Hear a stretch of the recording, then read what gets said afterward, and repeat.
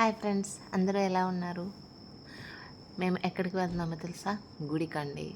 నేను గుడికంటే ఎంత బాగా రెడీ అయ్యి లోకల్‌లో ఉన్న గుడికి తీసుకెళ్తారేమో మా హస్బెండ్‌ని అనుకున్నాను. కానీ ఆయన చాలా చాలా పెద్ద సర్ప్రైజ్ ఇచ్చారు తెలుసా అండి. ఎక్కడికో తెలుసా?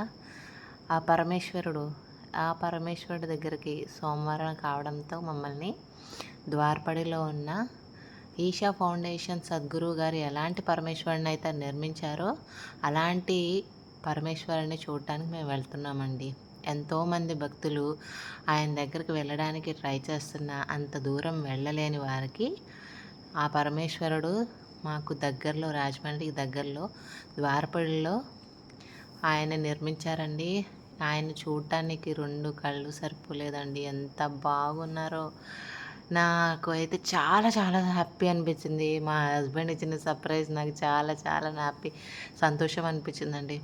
నా ఫేస్‌లోనే మీకు ఆ ఎక్స్‌ప్రెషన్స్ తెలిసిపోతాయి. చాలా ఈ పరమేశ్వరుడిని చూడటానికి నేను ఆ ఈషా ఫౌండేషన్‌కి, సద్గురు దగ్గరికి అంత దూరం వెళ్ళాలా? ఎలా వెళ్ళాలి? నన్ను నీ దగ్గరికి రప్పించుకో దేవుడా అని అనుకున్నా.